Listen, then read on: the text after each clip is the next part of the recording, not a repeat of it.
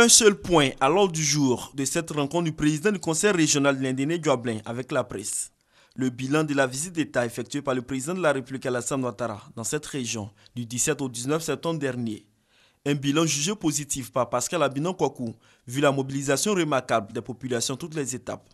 Le président du conseil régional de l'Indéné Dioblin a traduit la reconnaissance des populations au chef de l'État Alassane Ouattara pour les nombreux chantiers de développement dont bénéficie leur région. Il y a le PAID, dont on ne parle pas beaucoup, mais c'est un projet de 20 milliards financé par la BAD que le président nous a offert.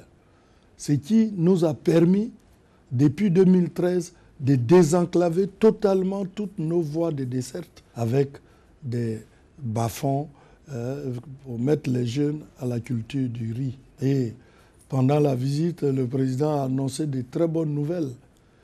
Les doléances qui ont été faites, il a donné des réponses satisfaisantes.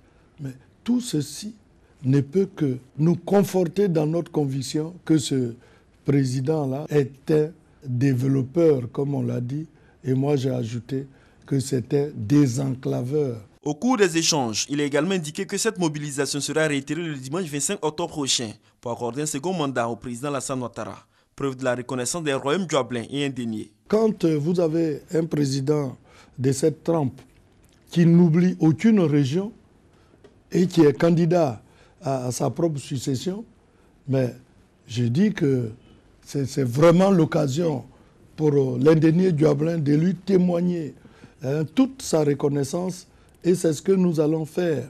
Parlant des acquis de cette visite d'État, Pascal Abinan Kwaku a fait cas de l'appui de la première dame aux femmes de la région, de l'électrification de plusieurs villages et quartiers de la ville de la région, ainsi que la réfection de nombreuses routes.